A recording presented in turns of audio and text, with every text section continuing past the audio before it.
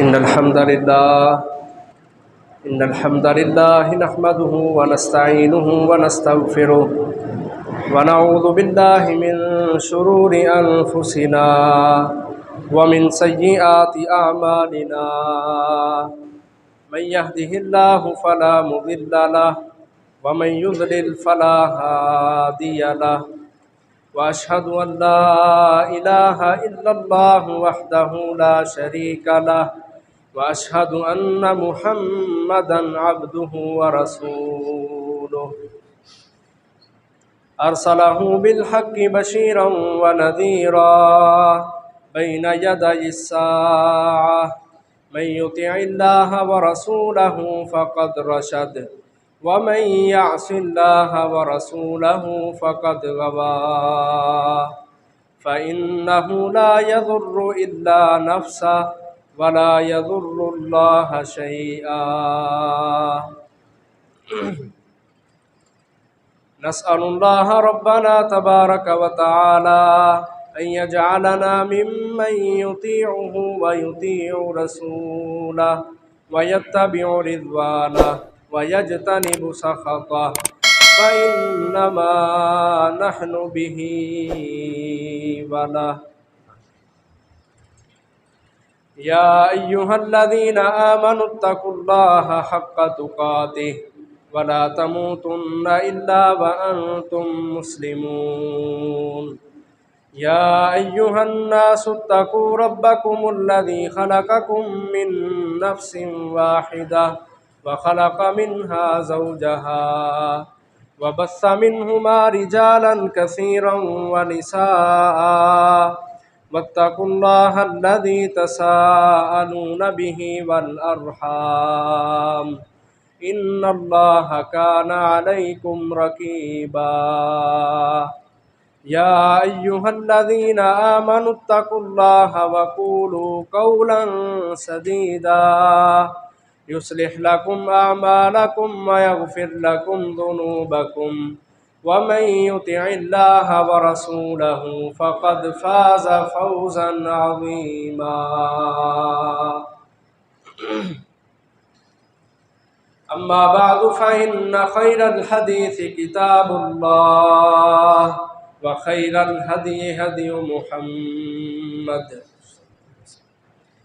व शर्रल उमूरि मुहदसातुहा व कुल्लु मुहदसतिन बिदअह व कुल्लु बिदअतिन ज़लालह व कुल्लु ज़लालतिन फ़िन्नार। फ़क़ाल अल्लाहु तबारक व तआला फ़िल क़ुरआनिल मजीद वल फ़ुरक़ानिल हमीद व इज़ा क़ामू इलस्सलाति क़ामू कुसाला युराऊनन नास व ला यज़्कुरूनल्लाह इल्ला क़लीला।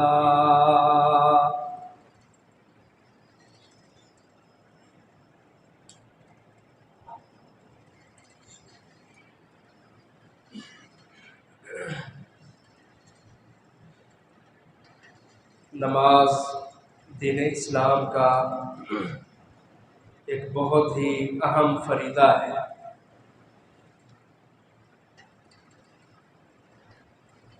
अल्लाह अहकमुल हाकिमीन ने इस नमाज को फ़र्ज़ किया है।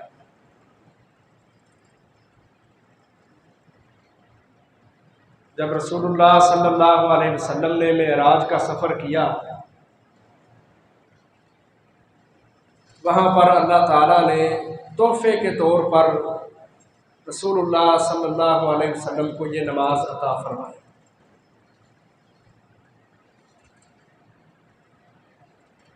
इस्लाम से पहली शरीयतों में भी नमाज पढ़ी जाती थी। किसी की 2 नमाज़ें थीं, किसी की 3 नमाज़ें थीं। इस उम्मत पर अल्लाह अहकमुल हाकिमीन ने 50 नमाजें फ़र्ज की। 50 नमाजें। तो जब रसूलुल्लाह सल्लल्लाहु अलैहि वसल्लम इस तोहफे को लेकर वापस आए, छठे आसमान पर, तो मूसा अलैहिस्सलातु वस्सलाम उन्होंने पूछ लिया, ए मोहम्मद सल्लल्लाहु अलैहि वसल्लम, अल्लाह ने आपको क्या दिया है? रसूलुल्लाह सल्लल्लाहु अलैहि वसल्लम ने बताया, 50 नमाजें हमें मिली हैं, मेरी उम्मत पर फर्ज की गई हैं।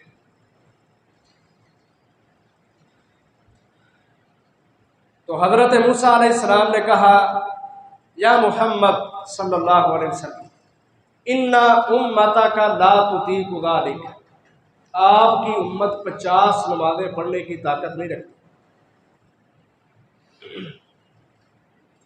इरजे इला रब्बिक फसलहु तखफीफ,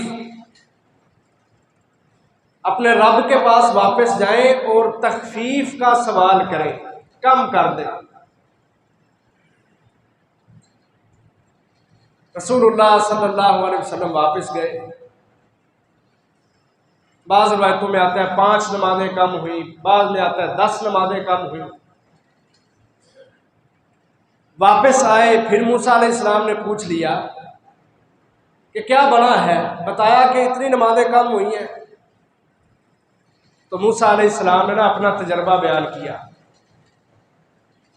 कहा मुझे अल्लाह ताला ने बनी इसराइल में नबी बना के भेजा था, उन पे 2 नमाजें फ़र्ज थी, वो 2 भी नहीं पढ़ते थे। जिस तरह हम पंजाबी में कह देते हैं झुगे जो 2 ही सन, वो भी नहीं पढ़ते। नबी सल्लल्लाहु अलैहि वसल्लम फिर वापस, फिर कमी करवाई, फिर आए, फिर मूसा अलैहिस्सलाम ने वापस भेजा। इस तरह आते जाते 5 नमाजें रह गई। लेकिन मूसा अलैहिस्सलाम फिर भी खुश नहीं, फिर वापस भेजना चाहा कि वापस जाए, इसमें भी कमी करवाए। तो रसूलुल्लाह सल्लल्लाहु अलैहि वसल्लम ने फरमाया कि मुझे शर्म आती है कि अल्लाह ताला ने मुझे तोहफा अता किया है और मैं उस तोहफे में ही नक्श निकाल रहा हूं, मैं अब नहीं जाऊंगा। अल्लाह तबारक व तआला की तरफ से ऐलान हुआ, ए मोहम्मद सल्लल्लाहु अलैहि वसल्लम, मा युबद्दलुल कौलु लदैया, अल्लाह के यहाँ उसकी बात को तब्दील नहीं किया जाता, जो अल्लाह कहते हैं वैसे ही होता है।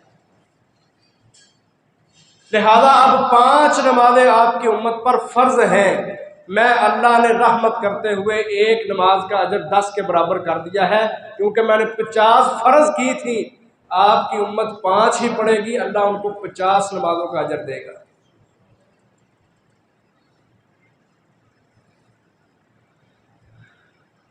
इस अंदाज से ये नमाज इस उम्मत पर फर्ज की गई, यानी ये रसूलुल्लाह सल्लल्लाहु अलैहि वसल्लम के लिए अल्लाह की तरफ से तोहफा है और हमारे ऊपर भी अल्लाह की तरफ से, रसूलुल्लाह सल्लल्लाहु अलैहि वसल्लम की तरफ से ये तोहफा है। क्या ख्याल है, इस तोहफे को कबूल करना चाहिए या नहीं? लेकिन आज हम माशरे में नजर दौड़ाते हैं ना, 100 में से 95% बंदे बेनमाज आपको नजर आए। ये कोई मामूली बात नहीं है। और 95% में जो 5% बाकी रह गए हैं, जो नमाजी हैं, उन 5% में 4% ऐसे हैं जो नमाज मसनून तरीके से अदा ही नहीं करते। तो मैं आज के खुतबा में आपके सामने ये अर्ज करना चाहता हूं कि दौराने नमाज कौन सी गलतियां हमसे होती हैं कि जिनकी वजह से हमारी नमाज सुन्नत पर नहीं रहती, और जब सुन्नत पे नहीं रहती तो अल्लाह के यहाँ काबिल कबूल भी नहीं बनती। क्या वो कोताहियां हैं, क्या वो कमियां हैं हमारी नमाज में? अलमिया ये है कि आप देखें कि 95% पढ़ते ही नहीं और 5% में 4% ऐसे हैं जिनको नमाज सही तौर पे पढ़नी ही नहीं आती। और हमारे अहलुल हदीस भाई दावा करते हैं हमारी नमाज सुन्नत के मुताबिक है, लेकिन इनके अंदर भी दौरान नमाज बड़ी खामियां हैं, बड़ी कोताहियां हैं। मैं मोटे मोटे इशारे करूंगा। सबसे पहली बात है नीयत की। नीयत। याद रखें, जुबान से नीयत होती नहीं। जुबान से नीयतों का इजहार करना, ये कोई शरीयत में इसका तसव्वुर ही नहीं। नमाज दिल के इरादे का नाम है। नीयत दिल को कहते हैं, दिल के इरादे को। अगर हमारा जी चाहता है, दिल में खुलूस है, नीयत खालिस है, फिर हम नमाज के लिए आए तो ये नमाज मोतबर होगी, क्योंकि हमने दिल से इसका इरादा किया है। एक बंदा अंदर से कुछ और हो, जुबान से कुछ और कह रहा हो, तो लोग उस बंदे का एतबार नहीं करते, कहते हैं ये दोगला है, ये ऊपर से कुछ नजर आता है, अंदर से कुछ और है। दोगली पलीसी इंसान बर्दाश्त नहीं करते। और एक बंदा ऐसी हालत में नमाज के लिए आए कि उसका जी नहीं चाह रहा, मजबूरी है। हाफिज़े कुरान हूं, लोग क्या कहेंगे, पूरा कुरान हिफ्ज़ कर लिया, नमाज तो पढ़ता नहीं। मस्जिद के आलिम साहब क्या कहेंगे कि यार तुझे कभी मस्जिद में देखा ही नहीं। यह है रख रखाव, रयाकारियां। अब एक बंदा मस्जिद में इस हालत में आता है, कोई ना कोई मजबूरी लेके, लेकिन दिल से उसका इरादा नहीं है नमाज का, इस बंदे पे क्या हुक्म लगेगा? यह बंदा है वो कि जिसकी नीयत ही नहीं और इसका अमल भी काबिल कबूल नहीं। क्यों? युराउन अन्नास, ये लोगों को दिखाने के लिए आया है। दिल से इसका खुलूस, इसकी नीयत, इसका इरादा नहीं था नमाज को आने का। तो मालूम हुआ कि नीयत दिल के इरादे को कहते हैं। अगर किसी काम में हमारे दिल का इरादा शामिल है, नीयत शामिल है, फिर वो काम अल्लाह के यहाँ मोतबर है। जुबानी कलामी नीयतें ये शरी मसले है ही नहीं, मन घड़त पास से बनाए गए। तो पहली नंबर पर हम अपनी नीयतों को दुरुस्त करें। हमारे दिल में इस इबादत का जज्बा और शौक होना चाहिए कि आज आके दिन रात में 5 नमाजें फर्ज है, अजर 50 का है। वारे वाह करने से और सुभान अल्लाह करने से नहीं, अमल करके दिखाओ अपने अल्लाह को। रसूलुल्लाह सल्लल्लाहु अलैहि वसल्लम ने फरमाया है, खम्सु सलावातिन फी यौमिन व लैलतिन, 5 नमाजें हैं, इफ्तरज़हुन्नल्लाह, जिनको अल्लाह ने दिन रात में फर्ज किया है। और कुरान मजीद में भी इनका जिक्र है। उन नमाजों को अदा करना, उनको पढ़ना और दिल से इरादा करना, इस इबादत का शौक अपने अंदर रखना। जो बंदा ये शौक लेके आता है, उस बंदे की नीयत खालिस होती है। वगरना उमूमन हम रस्मी नमाजें पढ़ते हैं, रस्मी के पास ही जाना पड़ेगा, जाना चाहिए। मैं मस्जिद का एक मस्जिद के इंतज़ामिया के सरे फहरिस्त मेरा भी नाम है। मैं मस्जिद में ना गया तो लोग क्या कहेंगे? कोई उज़र, कोई बहाना लेके आए, ऐसी नमाजें अल्लाह कबूल नहीं करते। हदीस में आता है कुछ नमाजी ऐसे होते हैं जिनकी नमाजें उनके मुंह पे मार दी जाती हैं। अबू दाऊद की रवायत है।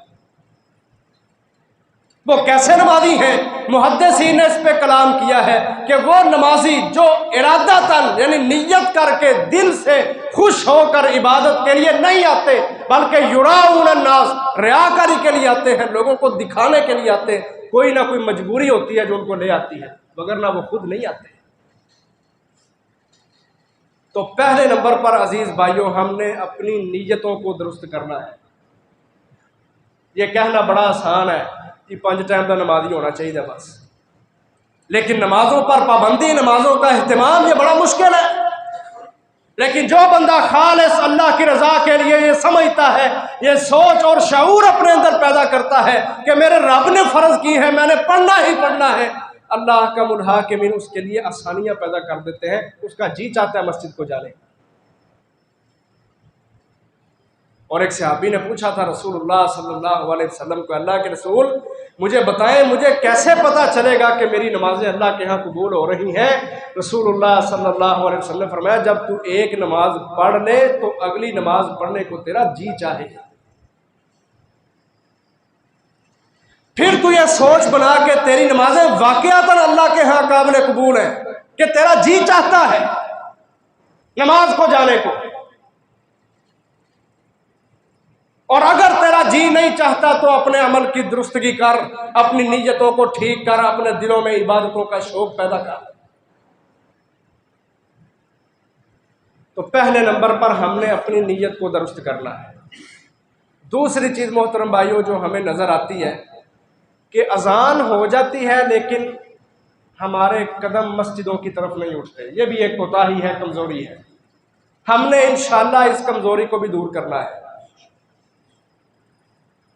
और अजान और इकामत के दरमियान ये जो 15 मिनट का वक्फा होता है ना, 10, 15, 20 मिनट का वक्फा, ये इसलिए होता है कि बंदा मस्जिद में आके जहन बना ले कि मैं अल्लाह की इबादत के लिए आया हूं। हदीस में आता है जो बंदा अपने घर से मस्जिद के लिए निकलता है ना, उसकी फजीलत यह है कि अभी उसने नमाज शुरू नहीं की लेकिन वो हालत नमाज में ही होता है। जो अपने घर से ये इरादा करके आया कि मैं मस्जिद में सिर्फ इस काम के लिए जा रहा हूं कि मैंने नमाज अदा करनी है,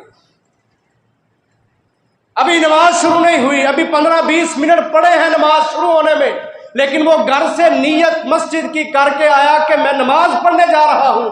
रसूलुल्लाह सल्लल्लाहु अलैहि वसल्लम ने फरमाया वो हमेशा नमाज में ही रहता है। हमने अपनी इस कमजोरी को दूर करना है। ये ना हो कि जब अजान इकामत पता चले ना, घड़ियाँ आजकल घड़ियाँ, ये इकामत का वक़्त हो गया और फटाफट वुज़ू किया और मस्जिद में, ये तरीका इख्तियार नहीं करना। पहले आके बैठो मस्जिद में, इसको नमाज का एहतमाम कहते हैं। और ताकि मस्जिद में बैठ के हमारे दिलों में ये जज्बा, ये शौक पैदा हो कि मैं यहाँ एक अहम इबादत के लिए आया हूँ, अल्लाह से मुलाकात करने के लिए आया हूँ। हदीस में आता है बंदा नमाज पढ़ता है फ़इन्नहु युनाजी रब्बहु, वो अपने रब से बातें करता है, सरगोशियाँ करता है। ये सोच लेके आओ कि हम मस्जिद में आए हैं, नमाज की इकामत से पहले आए हैं। अपने अंदर ये जज्बा और शऊर पैदा करो कि मैं अपने रब से हम कलाम होने के लिए आया। और यही वजह है रसूलुल्लाह सल्लल्लाहु अलैहि वसल्लम ने फरमाया ला यरुद्दु दुआ बैनल अज़ान वल इकामा, कि अजान और इकामत के दरमियान जो वक्फा है ना, इस वक्फे में बंदा जो भी अपने खालिक से दुआ करे अल्लाह ताला उस दुआ को रद्द नहीं करते। ये हमारी दुआओं के कबूलियत के वक़्त है जिनको हम गुजार देते हैं।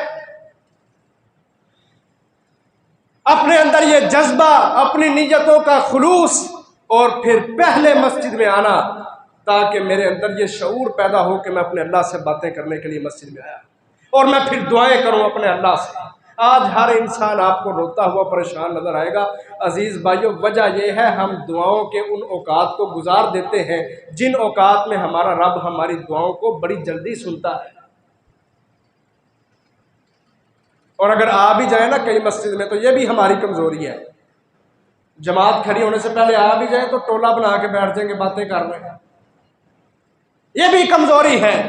अपनी इन कमजोरियों को दूर करें और अहद और अज़म करें कि हम मस्जिद में पहले पहुंचेंगे जमात खड़ी होने से और वहां जाके मुनाजात करेंगे, अपने अल्लाह से दुआएं करेंगे।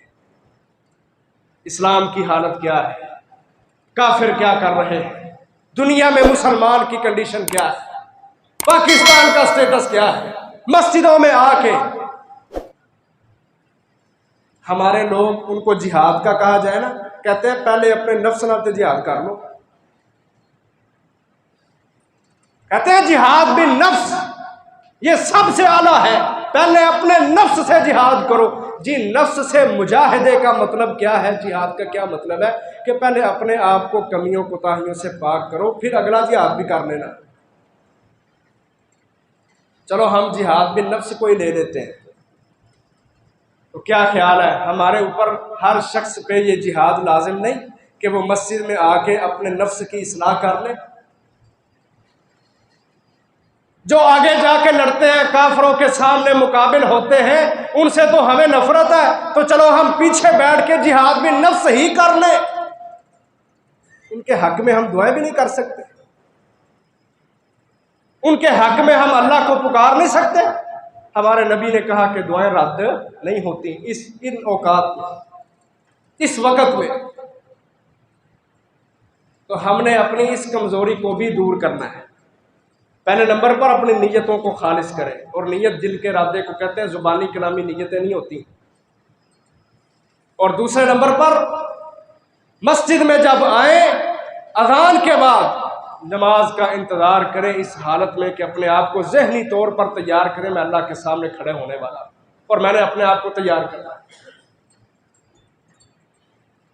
उसके बाद जब इकामत हो जाए, तीसरा मसला जो है रफ़ुल यदैन।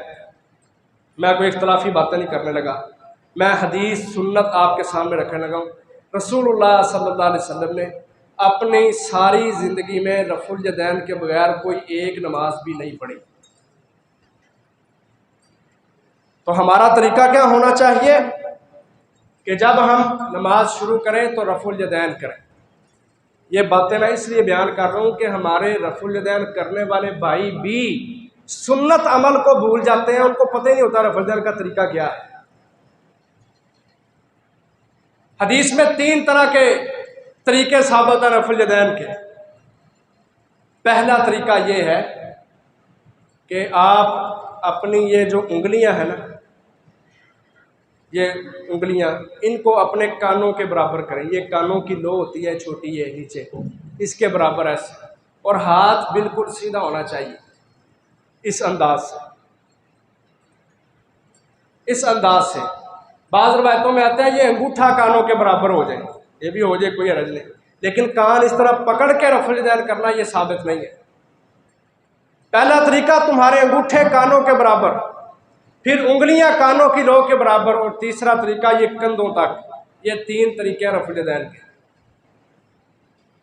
बताना ये मकसूद है कि रसूलुल्लाह सल्लल्लाहु अलैहि वसल्लम जब नमाज पढ़ते तो इस तरह हाथ उठाते। हमें भी इस सुन्नत पे अमल करते हुए अपने हाथों को सही तौर पर उठाना चाहिए। हमारे अंदर कमजोरी है, हम आते हैं और ऐसे करते हैं, ये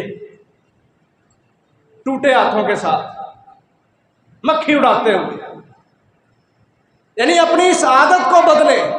हम अल्लाह के सामने आए हैं, बेहतरीन जो इबादतों में सबसे आला इबादत है वो करने आए हैं। अच्छे अंदाज से, इत्मीनान से अपने हाथ पूरे फैला के, अंगूठे कानों की लो के बराबर या उंगलियां या कंधों के तक, हम रफ़ुल यदैन करके नमाज शुरू करें। हज़रत अब्दुल्लाह बिन उमर रज़ी अल्लाहु अन्हुमा कहा करते थे, ये रफ़ुल यदैन नमाज की जीनत है, खूबसूरती है। इसलिए अल्लाह का मुल्हाकिमीन ने इसको हर रकत में, पहली और तीसरी रकत में जब क़याम की हालत हो रफ़ुल यदैन, और बाकी 3 रकतों में, 4 रकतों में या 2 रकतों की नमाज है तो रुकू से पहले भी और रुकू से उठने के बाद। फरमाया ये नमाज की खूबसूरती है, जीनत है। और मुहद्दिसीन पता क्या कहा करते थे कि जब कोई दुश्मन किसी का घेरा कर लेता है ना, तो मुकाबले में खड़ा हुआ आदमी अपना हथियार फेंक दे और हाथ खड़े कर ले, जिसको हम कहते हैं हैंड्स अप। इसका क्या मतलब है कि मैं कुछ नहीं कर सकता, दुश्मन तगड़ा है, मुकाबला कर सकता है, ज्यादा है। का दुश्मन के दिल में भी रहम आ जाता है कि इस हमारे मद्दे मुकाबल के पास तो कुछ है ही नहीं, इसको क्या मारना है। बेआई नहीं। इसी तरह जब तुम अल्लाह के सामने खड़े हो तो रफ़ुल यदैन करो, हाथ उठा के अल्लाह को दिखाओ कि अल्लाह मैं कोई चौधरी नहीं, मेरा कोई इन चीज़ों के साथ ताल्लुक़ नहीं, कोई तकब्बुर, इनाद, सरकशियाँ, बुग़्ज़, इनाद और अना मेरे अंदर नहीं है। अल्लाह तू सबसे बड़ा है, मैं तेरा आजिज़ बंदा। कितना खूबसूरत यह अमल है रफ़ुल यदैन कि बंदा ये इजहार करता है, अल्लाह मेरे पास कुछ नहीं, मैं खाली हाथ तेरी बारगाह में आ गया हूँ। साथ ही अल्लाह अकबर कह के नारा तौहीद बुलंद करके कहता है अल्लाह तू सबसे बड़ा है, मैं तेरे आगे कुछ भी नहीं हूँ, बिल्कुल कमजोर और नातवा।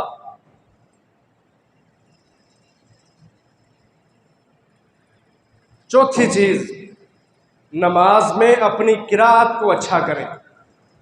अच्छा करने का मतलब कि इत्मीनान होना चाहिए। बड़ा अफसोस होता है लोगों को देख के कि उनके हुफ़ाज़ के साथ, कुर्रा के साथ ये झगड़ा रहता है जी तुसी नमाज बड़ी लंबी पढ़ाते हो। अल्लाह अकबर। रसूलुल्लाह सल्लल्लाहु अलैहि वसल्लम के हवाले से आता है आप फजर की नमाज में सूरतुल फातिहा के बाद 60 से लेकर 100 तक आयात की तिलावत किया करते थे। 60 से लेकर यानी 60 तो करनी है और मैक्सिमम 100 का जो अदद है 100 तक नबी सल्लल्लाहु अलैहि वसल्लम कुरान मजीद की आयात पढ़ते थे, लाइनें नहीं आयात।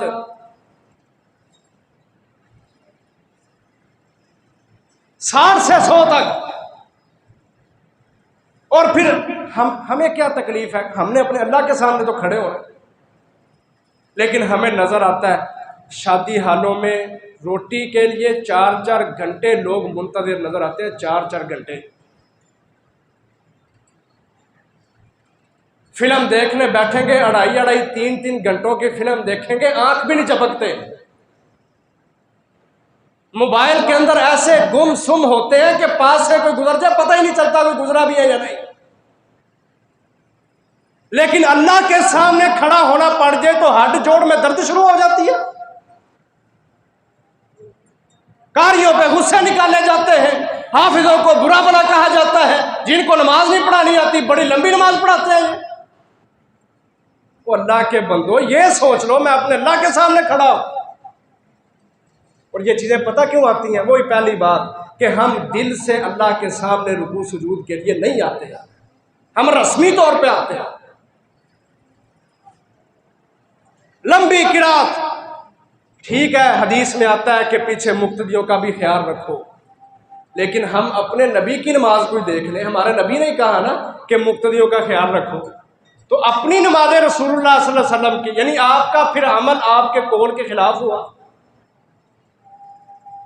आपका अमल आपकी बात के खिलाफ है, फिर ऐसा नहीं हो सकता।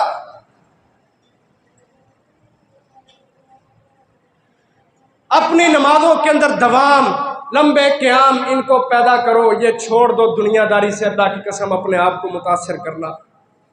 नमाजी नमाज पढ़ने आए, शैतान, नबी सल्लल्लाहु अलैहि वसल्लम ने फरमाया शैतान आता है। जब बंदा नमाज शुरू करता है ना, शैतान पता क्या कहता है? उज़कुर कज़ा, उज़कुर कज़ा, वो फलाना काम याद कर, वो फलाना काम याद कर। और उसको याद आता फिर नमाज में, वो शैतान के हत्थे चढ़ जाता है।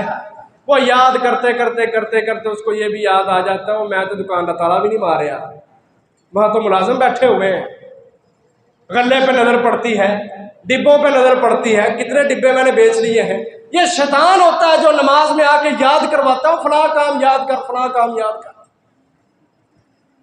फरमाया उतनी देर तक वो पीछे नहीं हटता जब तक बंदे को उसकी नमाज से गाफिल नहीं कर लेता। तो क्या मालूम हुआ कि ये गफलतें क्यों आती हैं? शैतान की तरफ से। वो चाहता ही नहीं कि एक मुसलमान हालत तअब्बुद में अपने खालिक मालिक के साथ कोई राजो न्याज कर ले, कोई दुआएं कर ले, कोई अल्लाह की अजमत बयान कर ले, कोई अपने गुनाह माफ करवा ले। शैतान नहीं चाहता ये। फरमाया शैतान को तकलीफ होती है कि मैंने आदम को सजदा नहीं किया था, क़यामत तक के लिए मुझे लानती बना दिया गया है। तकब्बुर किया था ना उसने। आज ये तकब्बुर है मोहतरम भाइयों जो हमें सजदों से रोकते हैं और शैतान हमें सजदा नहीं करने देता। दुनिया में शैतान से बड़ा आलिम कोई भी नहीं, शैतान से बड़ा मौलवी आलिम कोई भी नहीं। सबसे बड़ा आलिम है शैतान। उसने जन्नत को देखा, उसने जहन्नम को देखा, उसने सारे अंबिया को देखा, उसने मूसा अलैहिस्सलाम पर ईमान लाने वालों को देखा, उसने ईसा अलैहिस्सलाम के हवारियों को देखा, उसने सहाबा इकराम जो नबी सल्लल्लाहु अलैहि वसल्लम के साथी थे रिज़वानुल्लाहि अलैहिम अजमईन, इनको देखा। जन्नत जहन्नम कब्र दीगर मामला सब कुछ उस शैतान ने देखा है, लेकिन क़यामत तक उसको लानती बनाया गया है। वजह क्या है कि एक तकब्बुर था जिसने उसको कहा अना खैरुम मिन्हु खलक़तनी मिन नारिन व खलक़तहु मिन तीन, और मैं तो इस इंसान से बेहतर हूं, मैं सजदा करूं इसको। अजीज भाइयों ये तकब्बुर होते हैं, ये अनाएं होती हैं। जो बंदे को किसी काम का नहीं छोड़ती। बंदा जितना मर्जी पढ़ा लिखा हो, लेकिन अल्लाह की बारगाह में, अल्लाह के तराजू में मच्छर के पर के बराबर भी उसकी कोई हैसियत नहीं होती अगर वो अल्लाह की इबादत नहीं करता। तो ये सजदा तकब्बुर को तोड़ता है, अनाओं को मिटाता है, हसद बुग़्ज़ दिलों के अंदर उठने वाले गलत ख्यालात, लड़ाइयाँ झगड़े, इन सब का तोड़ है अल्लाह के सामने झुकना, अल्लाह को सजदा करना। इसलिए लंबे क़याम इसकी आदत डालो। इमाम ज़हबी की किताब है सियर अअलाम मिन नुबला, उसमें इमाम बुखारी रहमहुल्लाह के हवाले से लिखा हुआ है कि इमाम बुखारी रहमहुल्लाह एक दिन नमाज पढ़ रहे थे। नमाज ख़त्म हुई ना तो दर्द महसूस हुई, दर्द। कपड़ा उठा के देखा तो भीड़, जिसको पंजाबी में भूण कहते होती, भूण, वो एक भीड़ था। उसने 18 दफ़ा डसा इमाम बुखारी रहमहुल्लाह को हालत नमाज में। शागिर्दों ने पूछा, आपको जो नमाज में दर्द हो रही थी कि 18 मरतबा उसने डसा है आपको, तो आप नमाज छोड़ देते? लेकिन इमामुल मुहद्दिसीन इमाम बुखारी रहमहुल्लाह ने क्या जवाब दिया? कहा, मैं अल्लाह की नमाज पढ़ते हुए अल्लाह की किरात में, कुरान मजीद की तिलावत में ऐसा मशगूल था कि मुझे दौरान नमाज ख्याल ही नहीं आया कि मुझे ये भीड़ जोन सा ये काट रहा है, डस रहा है। अजीज भाइयों, क्या हमारे ईमान के इतने लेवल आज हैं कि नमाजों में खड़े होते थे इमाम, मुहद्दिसीन के इमाम, और सहाबा इकराम में भी ऐसी 20 मिसालें मौजूद हैं कि जब नमाजों में अल्लाह के सामने खड़े होते ऐसी ज़बरदस्त किरात होती थी, ऐसा अल्लाह का मुल्हाकिमीन से उनका सरगोशियाँ करना होता था कि बड़े बड़े जानवरों ने उनको दौरान नमाज काटा, लेकिन ऐसे मशगूल होते थे उनको कभी ख्याल ही नहीं आता था हमें कोई जानवर काट रहा है। हम नमाजों में होते हैं तो हमें साथ वालों की हरकतें नज़र आ रही होती, और जो ही सलाम फिरती है ना, हमारे मस्जिद के पापा जी अल्लाह अकबर अस्तगफिरुल्लाह कहने की बजाय सबसे पहले कहते हैं, तू किन्ना दा मुंडा, तू मसीते लैन किया है। अपनी नमाजों के अंदर ये चीज पैदा करो, लंबी किरात हो जाए कोई बात नहीं, ये सोचो कि मैं अपने अल्लाह के सामने खड़ा। और जब हम अपनी नमाजों के अंदर ये इत्मीनान, ये खुशू खुदू, ये आजजी, अल्लाह से बातें करना, अल्लाह से सरगोशियाँ करना, हम कलाम होना, ये पैदा कर लेंगे, अजीज़ भाइयों, इन चीज़ों की तरफ हमारी तवज्जो जाएगी ही नहीं। आपके हवाले से क्या आता है? रसूलुल्लाह सल्लल्लाहु अलैहि वसल्लम के हवाले से हमारे लिए तो वही नमूना है ना।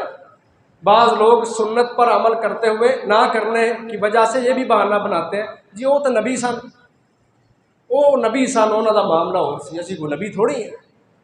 अल्लाह के बंदो, अपने नबी के तरीकों पे तो चलना है।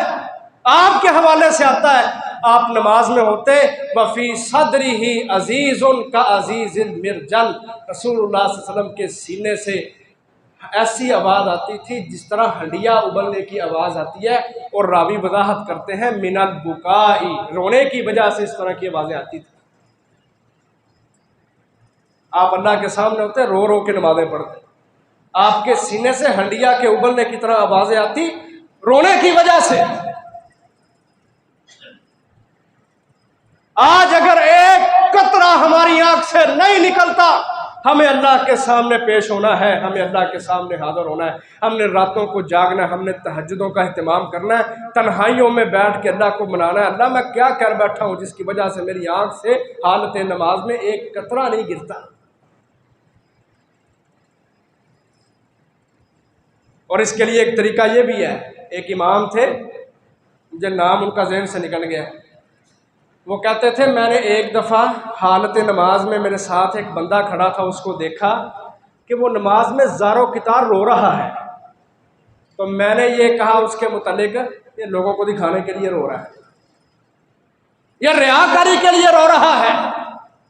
एक बंदा जिसका अमल ये है कि वो अल्लाह के सामने ज़ारो कितार रो रहा है, कहते हैं मेरे दिल में ये ख्याल आया, मैंने उसको कह दिया तू तो लोगों को दिखाने के लिए रोता है। कहते हैं इस गलत सोच की वजह से, बुरे गुमान की वजह से अल्लाह ताला ने मुझसे रोने की तौफीक छीन ली। कहते हैं मैं उसके बाद 10 साल तक नमाजें पढ़ता रहा, लेकिन मेरी आंखों से आंसू नहीं गिरता था।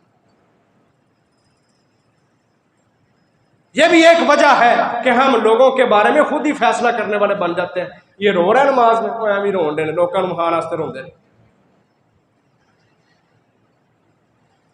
इन आदतों को अपने अंदर से निकालें, लंबे क़याम इनका अहतमाम करें। जब हमारे दिलों में नमाज के बारे में ये सोच होगी ना, मैं अल्लाह के सामने खड़ा हूँ, अल्लाह की कसम, अल्लाह के मुल्हाकिमीन खुशू खुदू एतदाल सब कुछ अता करें। इसके बाद रुकू है, जो आम गलती हैं। रुकू में हमने देखा कि लोग रुकू में जाते हैं तो झुकते ही नहीं नीचे। नबी सल्लल्लाहु अलैहि वसल्लम का रुकू ऐसे होता था, ये है ना, इस तरह आपके ये ऊपर जो कमर होती थी ना, इस तरह झुकी होती थी। हदीस में आता है कि अगर कोई बर्तन प्याला जिसमें दूध होता, वो रुकू की हालत में कोई बंदा आपकी कमर पे रखना चाहता तो वो भी आराम से रख लेता था। यानी कमर के अंदर कोई उठाव नहीं होता था कि दूध का प्याला गिर जाए। ऐसे झुकी होती थी आपकी कमर कि कोई बर्तन में दूध भी रखता तो वो भी आराम से रख लेता था। हमारे अंदर अजीज भाइयों ये कोताही है, हमारा रुकू मुकम्मल नहीं होता, रुकू मुकम्मल नहीं होता। तो रसूलुल्लाह सल्लल्लाहु अलैहि वसल्लम ने फरमाया, ला तुजज़िउ सलातु रजुलि हत्ता युकीमा ज़हरहु फिर रुकूइ वस्सुजूद। उस बंदे की नमाज अल्लाह ताला कबूल नहीं करते जो रुकू में और सजदे में अपनी कमर के अंदर झुकाव और एतदाल नहीं रखता। अपने रुकू ठीक करें, अपनी कमर में झुकाव पैदा करें, ना ज्यादा नीचे को जाएं और ना ज्यादा ऊपर रहें, दरमियाना मुतवस्सत एतदाल इसी को कहते हैं। इस अंदाज से अपना रुकू हो कि जो सुन्नत के मुताबिक हो, जो रसूलुल्लाह सल्लल्लाहु अलैहि वसल्लम का अमल हो, इस अंदाज से रुकू करना। उसके बाद रुकू से उठना है, इसको कोमा की हालत कहते हैं। फिर सजदा देखें, मैं मोटी मोटी बातें कर रहा हूँ, वैसे मजमून तो ये बड़ा लंबा बन जाता है। सजदे के अंदर नबी सल्लल्लाहु अलैहि वसल्लम ने फरमाया कि जब तुम सजदा करते हो तो तुम्हारी कमर बिल्कुल इस तरह नीचे ना गिरी हो, ये जिस तरह हाथ है ऐसे एतदाल के साथ हो, ऐसे नीचे ना हो जाए, बिल्कुल बंदा नीचे ना गिरा हो, इतना नीचे कि तुम्हारा पेड़ तुम्हारी ये बाजुओं को लगता हो, ऐसे नहीं होना चाहिए। एतदाल करते हुए, एतदाल के साथ, ना ज्यादा झुकाना है ना मुकम्मल इस तरह, जब पंजाबी में कहते हैं कुब बनाया है, ऐसे भी नहीं होना, दरमियाना अंदाज। ये सजदे में भी इख्तियार करना।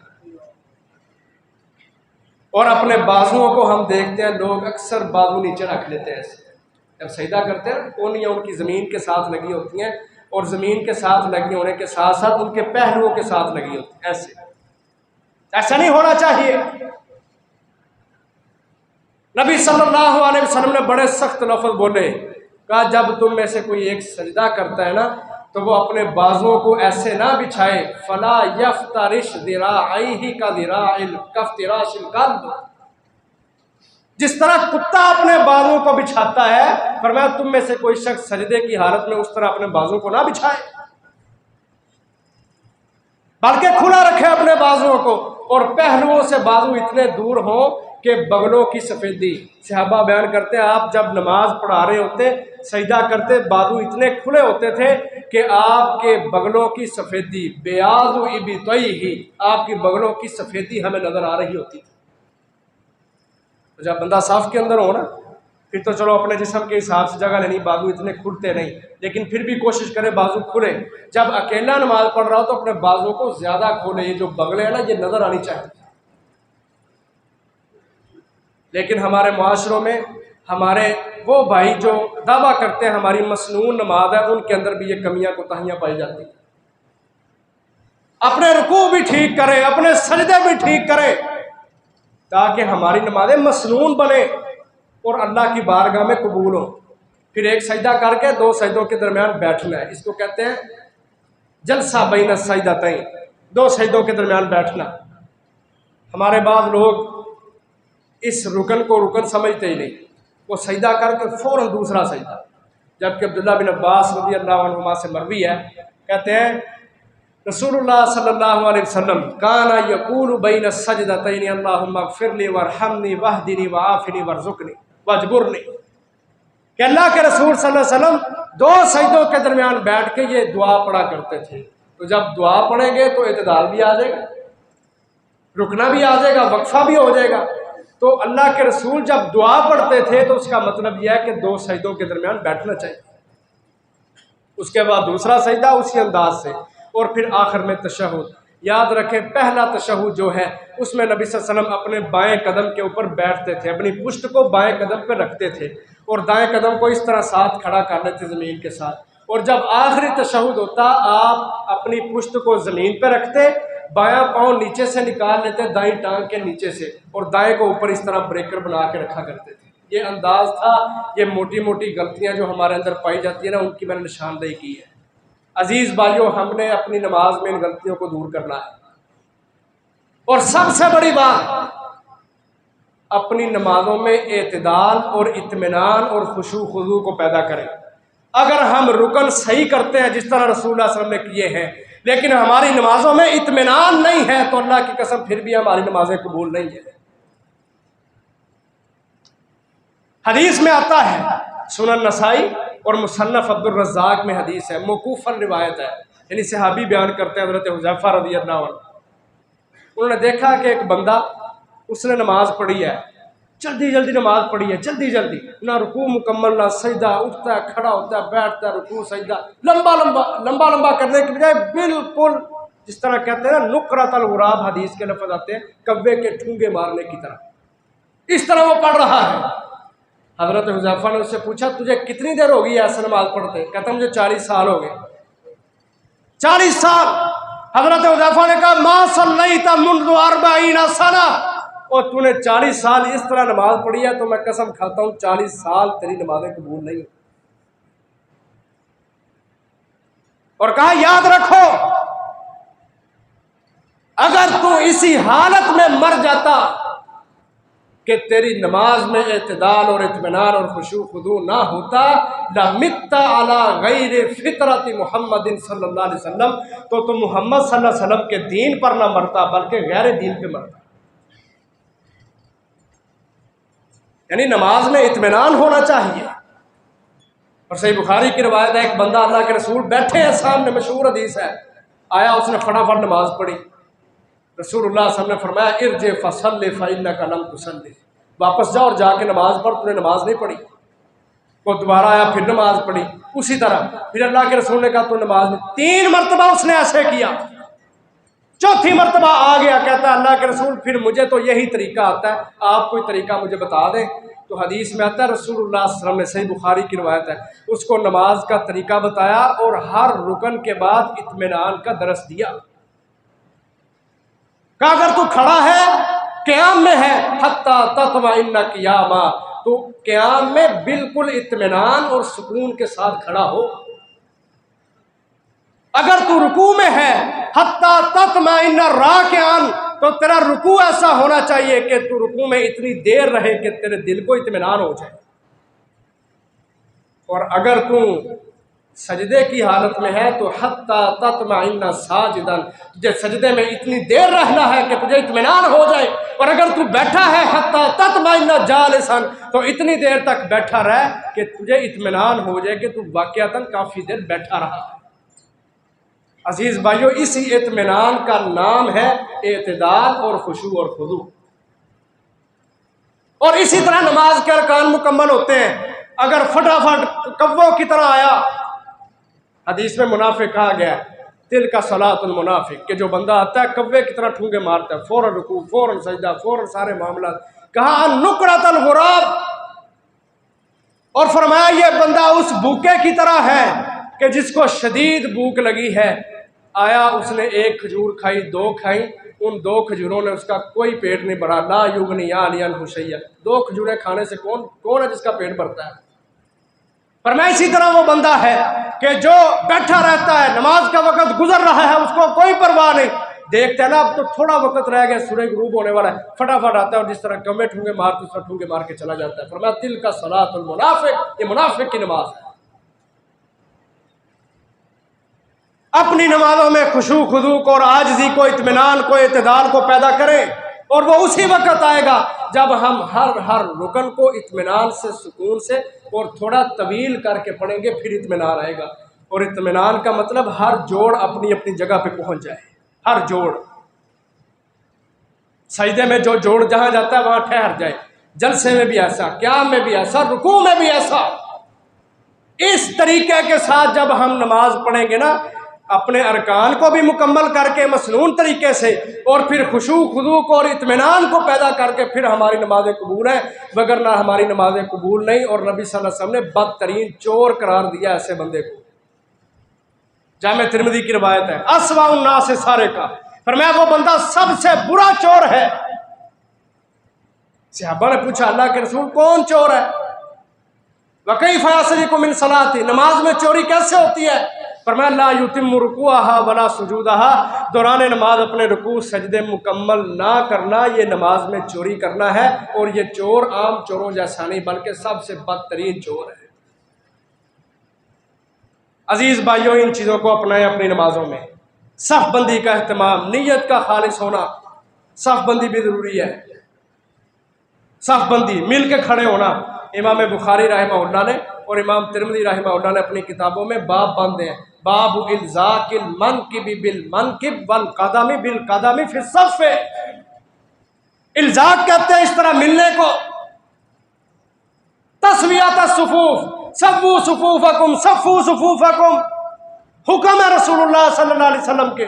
और बाब बांधे हैं मुहद्दिसीन ने कि दौरान नमाज कंधे के साथ कंधे का मिलना, वल काबा बिल काब, टखने का टखने के साथ मिलना, वल कदम बिल कदम, कदम का कदम के साथ मिलना का, इस हालत में खड़े होने को तस्वियत सुफूफ कहते हैं। इसका भी एहतमाम करना चाहिए। और फिर अजीज़ भाइयों, आखिरी बात, ये नमाज अल्लाह का शुक्र होता है। नमाज पढ़ने से अल्लाह का शुक्र अदा होता है, क्योंकि हमारे लोग समझते हैं सिर्फ अल्हम्दुलिल्लाह पढ़ना नहीं, कलमा शुक्र है, और रोटी खा लो, नमाज़ें पढ़ लो, जो मर्जी कर लो, आखिर में अल्हम्दुलिल्लाह कह लो, बस जो अल्लाह का शुक्र अदा हो गया। और अल्लाह की इबादत करना, अल्लाह की इताअत में ज़िंदगी गुजारना, ये भी अल्लाह का शुक्र अदा करना है। इमाम इब्न क़य्यिम रहमहुल्लाह ने अपनी एक किताब में एक वाक़या लिखा है, एक मुहद्दिस का, अबू बकर अल-मुज़ानी रहमहुल्लाह, उनके हवाले से कहते हैं मैं एक दफ़ा जा रहा था, मैंने एक मज़दूर को देखा जिसने बोझ उठाया हुआ था, जिसने बोझ उठाया हुआ था, और वो एक कदम चलता तो कहता अल्हम्दुलिल्लाह, दूसरा कदम रखता तो कहता अस्तग़फिरुल्लाह। इस तरह वो जा रहा है। मैंने उससे पूछा कि तू ये क्या करता है? एक कदम रखता अल्हम्दुलिल्लाह, दूसरे में अस्तग़फिरुल्लाह। उसने आगे से मुझे कहा कि दो ही हालतें होती हैं इंसान की। पहली हालत जब अल्लाह इंसान को माल देता है, और उसकी दूसरी हालत यह बनती है कि जब अल्लाह उसको माल देता है तो सबसे ज़्यादा अल्लाह का नाशुक्रा बनता है। ऐसे ही या नहीं? जिसको माल मिल जाता है ना, वो हवाओं में फिरते हैं, ऊंचे हो जाते हैं, हमारे पास माल है, माल, पैसे, कितने पैसे चाहिए तुम्हें? अकड़ ही नहीं खत्म होती उनकी। कहा दो हालतें होती हैं इंसान की, पहली हालत जब उसको माल मिलता है, और दूसरी हालत वो अल्लाह के साथ तकब्बुर करने वाला बन जाता है, नाशुक्री करने वाला बन जाता है। जब मैं ये देखता हूँ ना, मजदूर कहता है, जब मैं ये देखता हूँ ना कि मेरे अल्लाह ने मुझे वाफर अता किया, तो मैं अल्हम्दुलिल्लाह पढ़ता हूँ, यानी अल्लाह का शुक्र अदा करता हूँ। और जब मैं ये देखता हूँ ना कि माल मिलने के साथ मेरे अंदर बुराइयाँ बहुत ज़्यादा आ गई हैं, तो मैं नादिम होकर अस्तग़फिरुल्लाह पढ़ता हूँ कि अल्लाह मेरे गुनाहों को माफ़ फरमा। अबू बकर अल-मुज़ानी रहमहुल्लाह बड़े फ़कीह आदमी थे। कहते हैं मैंने मजदूर की बात सुनी तो मैंने अपने दिल में कहा कि तू ऐवी फ़कीह बनया फिरना, असल फ़कीह तो ये बंदा है। दीन की असल समझ तो इस बंदे के पास है कि जो अल्हम्दुलिल्लाह और अस्तग़फिरुल्लाह का विर्द इस नीयत से करता है कि अल्हम्दुलिल्लाह इस बात पे है कि अल्लाह तूने मुझे बड़ी नेमतें अता की हैं, और अस्तग़फिरुल्लाह इसलिए मैं पढ़ता हूँ कि अल्लाह तूने अगर नेमतें अता की हैं तो मैं गुनाह भी बड़ा करता हूँ, अल्लाह तू मेरे गुनाहों को माफ़ फरमा दे। तो अजीज़ भाइयों, नमाज में ये सारी प्रैक्टिस होती है। अल्हम्दुलिल्लाह भी नमाज में आता है, इस्तिग़फ़ार भी आता है, दुआएं भी आती हैं, अल्लाह से मुलाकात है। अल्लाह का मुनाकिमिन अपनी बड़ाई, अपनी किबरियाई को देखना सुनना चाहता है, तो नमाज एक बहुत बड़ा ज़रिया है अपने खालिक मालिक के शुक्र अदा करने का। अल्लाह से दुआ है अल्लाह ताला हम सब को अपनी नमाज़ों में जो कमियाँ कोताहियाँ हैं उनको दूर करके और मसनून तरीके से नमाज अदा करने की तौफ़ीक़ अता फ़रमाए। आखिर दावा या अनिल हम्दुलिल्लाहि रब्बिल आलमीन।